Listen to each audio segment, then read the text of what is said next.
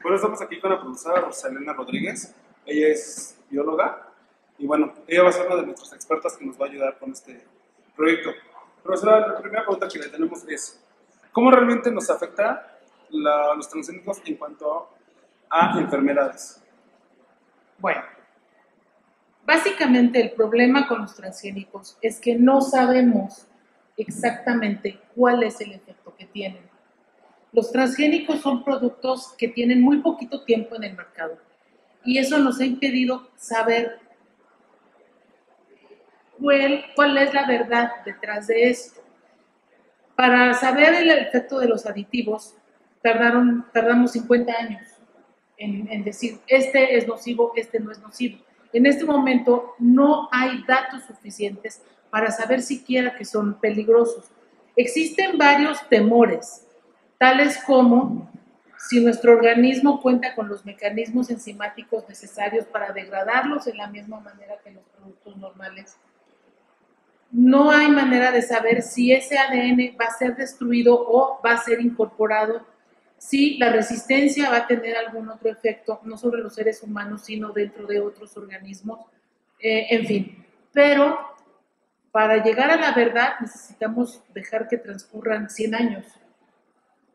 En realidad, pues el problema verdadero con los transgénicos es que ha pasado muy poco tiempo desde que fueron introducidos para que en este momento digamos la verdad de lo que está sucediendo es esta.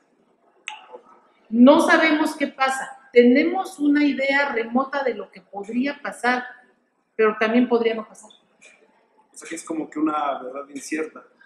Exactamente, exactamente. Y va a ser hasta dentro de 100 años cuando podamos decir, sí, los transgénicos tienen un efecto sobre la salud, o decir, no, no hay ningún efecto posible.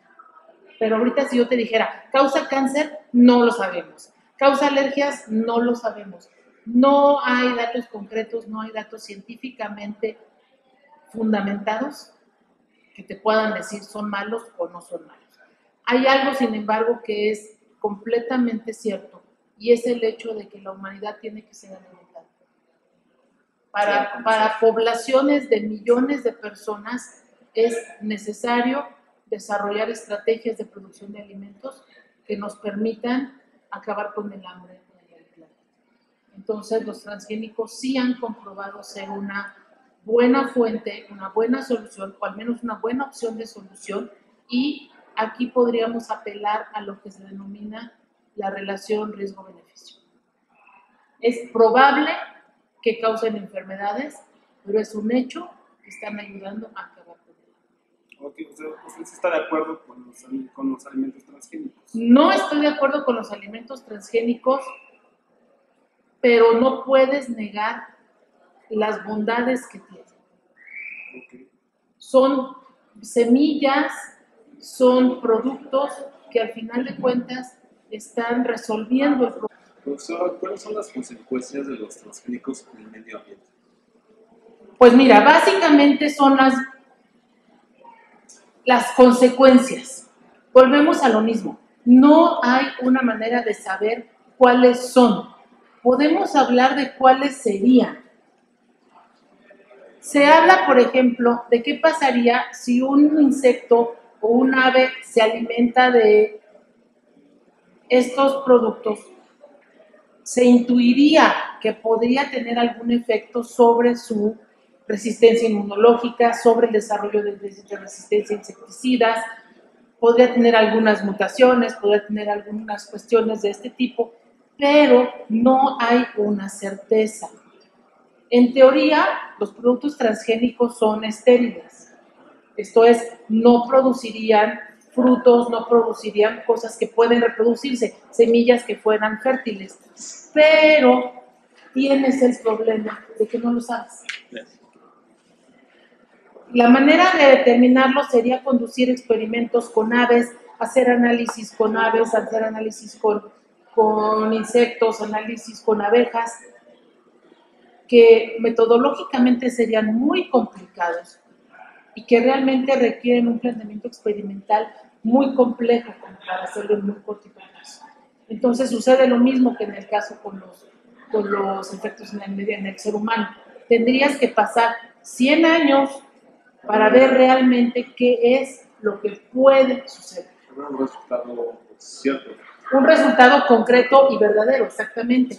Hay organismos como Greenpeace, hay organismos, algunas organizaciones no gubernamentales que combaten esto bajo los supuestos de lo que podría suceder, pero ellos en realidad lo que están atacando es el uso o el beneficio que obtienen las empresas como Monsanto, como Syngenta, que se dedican a la producción de estos productos, pero con el beneficio económico. Ellos lo que defienden es el derecho de los campesinos a producir sus propias semillas, ya no depender de estas empresas para comprarlas cada ciclo de cultivo. No tanto el hecho de que haya un impacto real sobre un ecosistema o un impacto real sobre una persona. Hasta ahorita no hay estudios y no hay casos documentados en lo que digan, este niño llegó al hospital por un efecto de un transgénico, cosa que sí ha ocurrido en el caso de muchos plaguicidas, por ejemplo. Entonces, eso es lo que te puedo decir. Son los mitos y las verdades de los transgénicos. Los mitos y las verdades de los transgénicos. Un mito es que no son benéficos y la verdad es que sí lo son.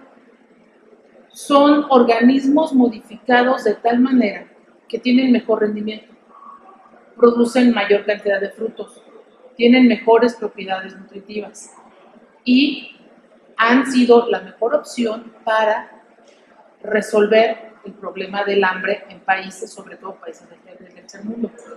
Un mito es que son dañinos. No hay manera de saberlo. Tendríamos que estudiar, diseñar modelos experimentales que nos permitieran ir monitoreando el efecto poco a poco a lo largo de 500 años. Cosa número uno. Un mito, otro mito, que causan cáncer. No hay documentación al respecto. ¿Por qué? Porque al final de cuentas el ADN entraría en nuestras células y se degradaría, se procesaría, se manejaría igual que el ADN de una zanahoria, igual que el ADN de un pollo, de una vaca. Y no hay casos documentados en que el niño llegue enfermo de cáncer al hospital por comer un alimento. Entonces, tendríamos que esperar. Es la única manera, esperar y ver lo que sucede en el futuro. Yo creo que esa es la verdad más grande que tenemos en este momento. No sabemos qué es lo que puede pasar. ¿Cuál es el proceso para que una planta sea realmente orgánica? El proceso para que una planta sea realmente orgánica. Bueno, te voy a explicar a grandes rasgos, no solamente hablando de plantas, sino hablando en general de productos y de alimentos.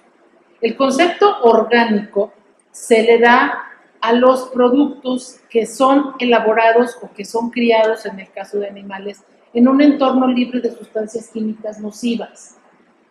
Un ejemplo de esto, un pollo orgánico, sería un pollo que vive y crece en el campo, que se alimenta de gusanitos, que se alimenta de maíz, que vive saludable, que recibe el sol, comparado con un pollo producto de la ganadería intensiva, donde los meten en cajas y lo único que hacen es darle alimento procesado y el animal en muchas ocasiones ni siquiera conoce que hay una cosa llamada sol.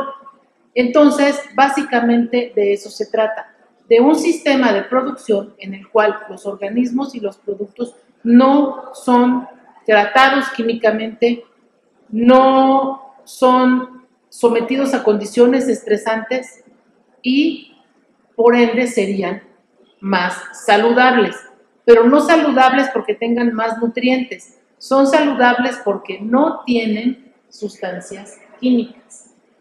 ¿Qué sucedería? Tú tienes una planta de tomate. En agricultura intensiva utiliza fertilizantes, utiliza plaguicidas, utiliza mejoradores de suelo, utiliza muchas cosas que una planta orgánica que solamente le das agüita, algún tipo de fertilizante de origen vegetal o de origen orgánico, no tendría. Entonces, uno es más saludable, no porque sea mejor, sino porque simplemente no tiene esos agentes químicos. Entonces, eso sería básicamente un alimento orgánico y la forma en la que es producido. Profesora, ¿cuál es el futuro de la botánica dentro de la gastronomía? Bueno, yo creo que la botánica en la gastronomía ha sido el pasado, es el presente, y en el futuro, pues es que es el futuro. Cuando cada vez que tú cocinas una planta, una cebolla, un ajo, un tomate, una alcachofa, estás hablando de botánica. La botánica y la gastronomía están de la mano, totalmente de la mano. Entonces, el futuro de la botánica, pues es que va a seguir creciendo. Cada vez más se utilizan nuevas especies, cada vez más se utilizan, se están volviendo, por ejemplo, fíjate, qué pregunta tan interesante, porque podríamos decir que al menos en el caso de México, el futuro de la botánica está en su pasado. Hay una nueva corriente, bueno, no es tan nueva, tendrá unos 10, 12 años, en la cual los chefs, los cocineros, están volviendo a las raíces de la gastronomía prehispánica. Como que lo estamos volviendo retro. La estamos volviendo a recuperar, estamos volviendo a comer quelites, estamos volviendo a comer amarantos, estamos volviendo a comer muchas plantas y muchos vegetales que se habían dejado de consumir y que ahorita están teniendo un nuevo impulso, digamos. Por otro lado, se están utilizando técnicas como el cultivo de microgreens, se están utilizando técnicas como los productos de autoconsumo. Hay un restaurante en España que se llama Punto MX, es un restaurante mexicano, no me acuerdo en qué ciudad está, pero entrevistaban al chef y le decían, bueno, le acaban de dar una estrella a Michelin, que de hecho es el único restaurante mexicano, o el primer restaurante que recibe la estrella Michelin, y le preguntaban al chef, y él dice que el éxito de su negocio es que consiguió terrenos, llevó semillas mexicanas y las plantó allá. Entonces él está cultivando su epazote, está cultivando su amaranto, está cultivando sus quelites, y eso es lo que ha logrado el éxito del restaurante. Entonces la pregunta, ¿cuál es el futuro de la botánica y la gastronomía? Pues es todo, porque cada vez la gente tiene que comer, cada vez hay más gente en el planeta y al final de cuentas nuestra historia gastronómica como país está basada en plantas. En plantas. Entonces, cada vez más, y a mí eso es algo que me encanta, los alumnos se acercan y me preguntan, oye, ¿cómo puedo cultivar esto? Oye, ¿cómo puedo cultivar esto? ¿Cómo cultivo un jitomate? ¿Cómo cultivo una plantita? ¿Cómo cultivo un chile? Porque se dan cuenta que eso es una opción dentro de su vida profesional para hacerla más rica, más productiva y más rentable. Muy bien. Profesora, ¿cómo podemos saber si un producto es realmente orgánico? Bueno, actualmente en nuestro país la legislación está empezando a tomar cierta forma, está empezando a crear criterios, normas, reglamentos que de alguna manera estructuran lo que es un producto orgánico y su producción. Si tú quieres saber realmente que un producto es orgánico, si tú vas al mercado y te dicen este producto es orgánico, ¿cómo lo sabes? En primer lugar, porque no es hermoso. Un producto orgánico no tiene pesticidas, no tiene plaguicidas. ¿Qué significa esto? Que los insectos lo van a atacar. Un producto orgánico es prácticamente silvestre. Entonces, vas a poder encontrar jitomates que no son redondos y rojos. Vas a encontrar jitomates irregulares, jitomates que tienen defectitos, que tienen piquetes de gusano. Vas a encontrar hojas que están mordidas. ¿Por qué? Porque el agricultor orgánico se da cuenta de que tiene que negociar con los insectos. Nosotros lo vimos en nuestro invernadero, si te acuerdas. Sí. tienes que permitir que algunos insectos vivan ahí, que algunas orugas vivan ahí, que algunas plagas vivan ahí. ¿Por qué? Porque no puedes atacarlos. Entonces, si tú quieres saber que un producto es orgánico, te vas a dar cuenta, en primer lugar, de que no es perfecto, de que tiene mordidas, de que tiene picaduras, de que no son iguales, uno es diferente del otro, de que van a ser de distinto tamaño.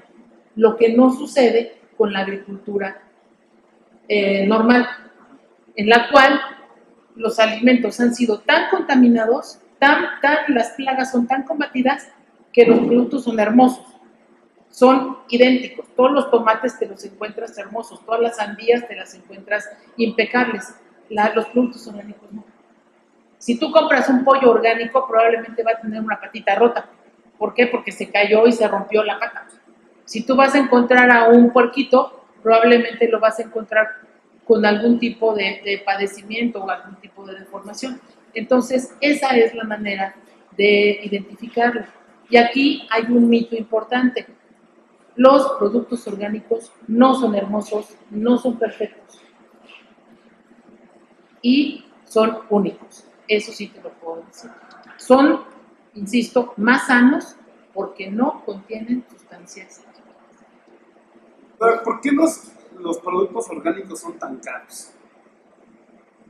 Los productos orgánicos son tan caros, en primer lugar, porque tú no puedes hacer una producción tan grande como en el caso de una agricultura intensiva.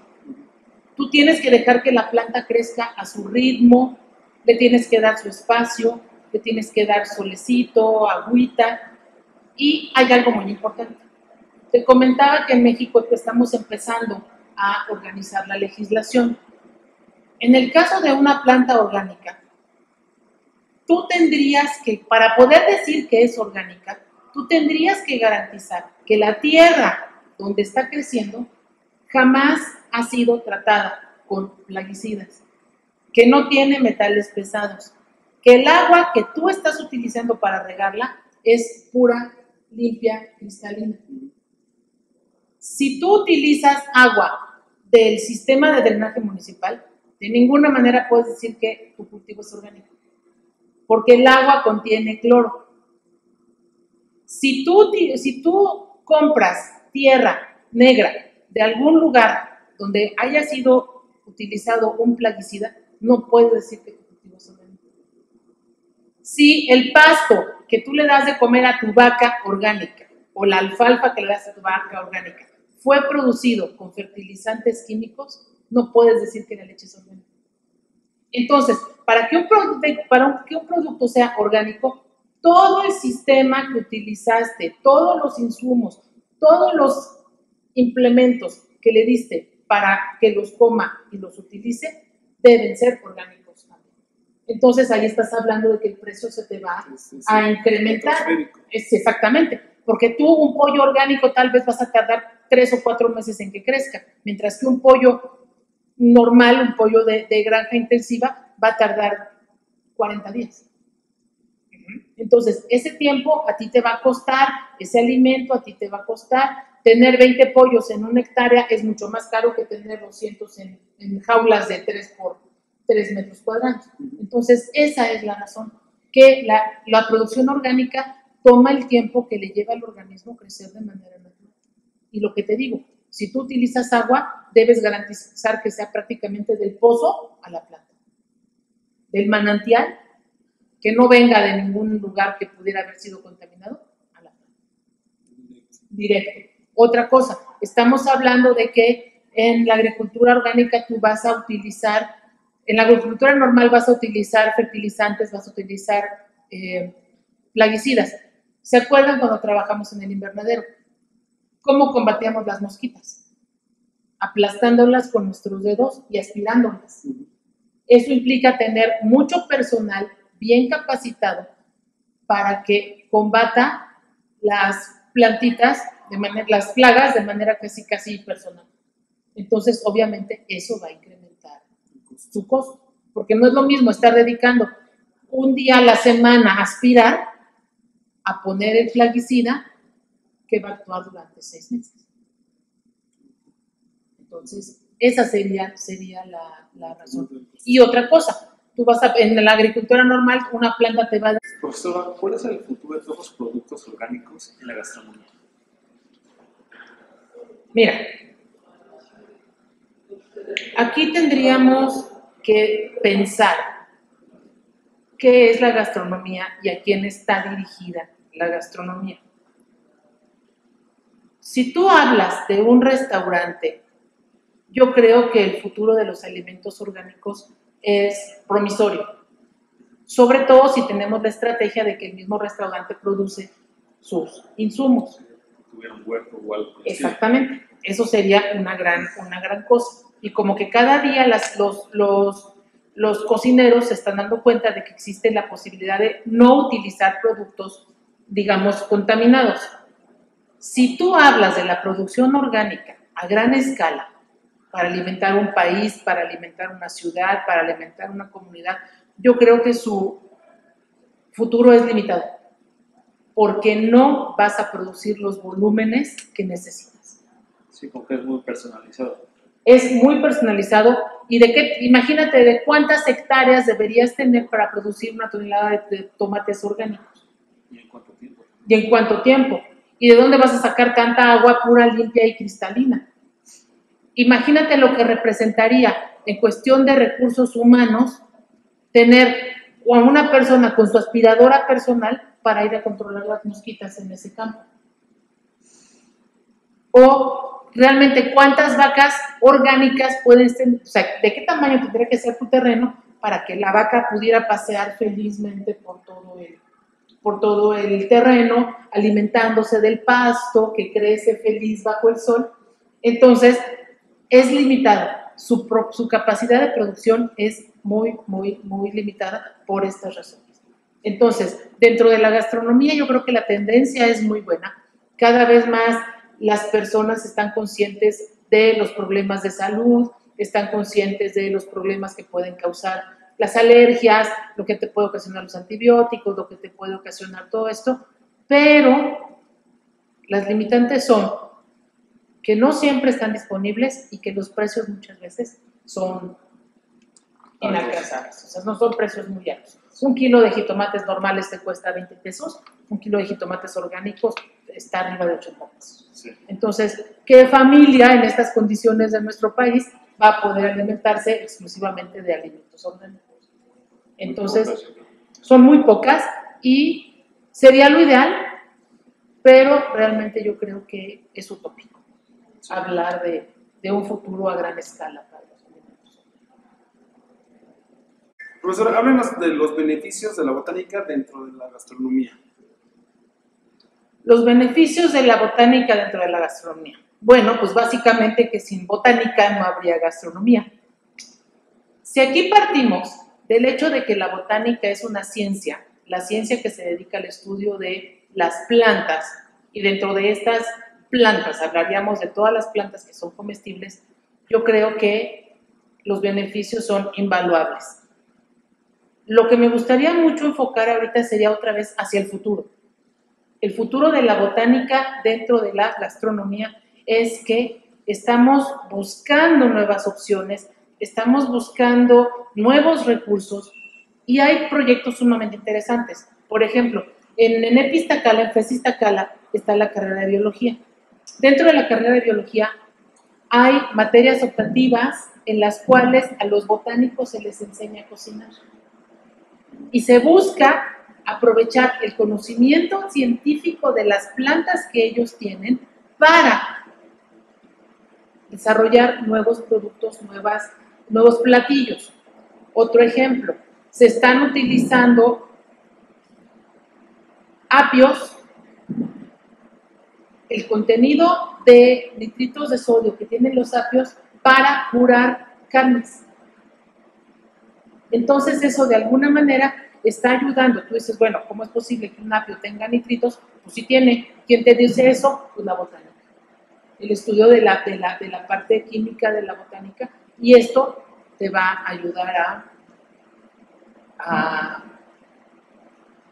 desarrollar nuevos productos que probablemente sean menos peligrosos. Otro ejemplo de esto está en todo lo que es la homeopatía. Hay una tendencia, tal vez ustedes la conocen, que es el slow food, en la cual muchos de los alimentos que se utilizan son botánicos.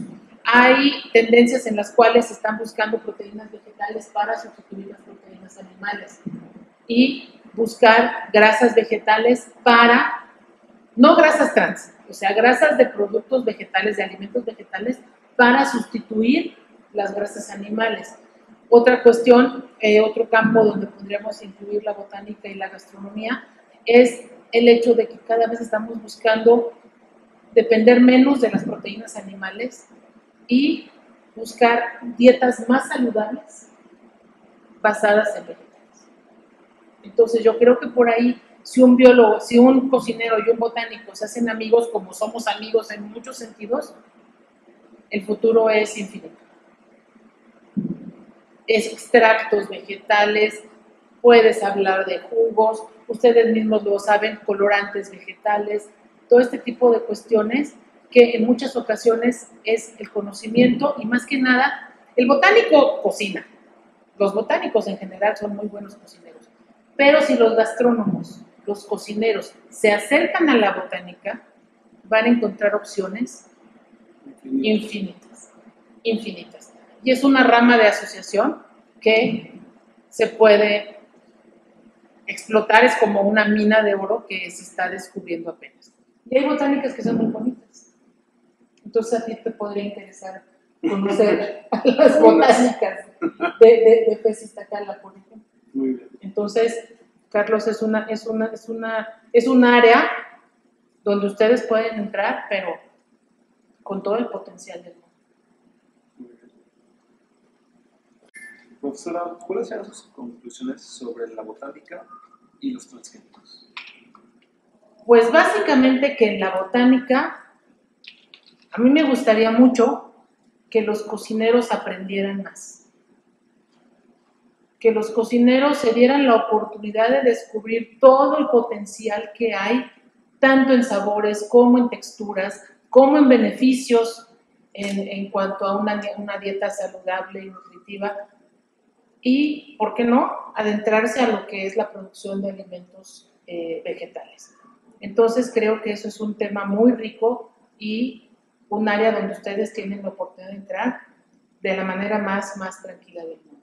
Con respecto a los transgénicos, en mi opinión, no es estar a favor o en contra, es simplemente darte cuenta de la relación riesgo-beneficio, de que hay muchos niños que mueren de hambre en todo el mundo y que definitivamente estos son una buena opción para solucionar este problema. Si va a ser benéfico o va a ser nocivo, el futuro lo dirá. Cuando dentro de 150 años haya datos suficientes para concluir, es cuando vamos a averiguar. Mientras tanto, tenemos que comer. Nada más. Bueno, profesora Rosalinda, pues muchas gracias por esta entrevista que nos regaló. Nos sirvió mucho de conocimiento para nuestro tema y esperamos que si llegamos a una buena conclusión, pues va a ser gracias a usted. Carlos, yo encantada de saludarlos con todo el gusto del mundo y de salud. Muchísimas gracias. Pueda apoyarlos. Muchísimas gracias. Gracias a ustedes.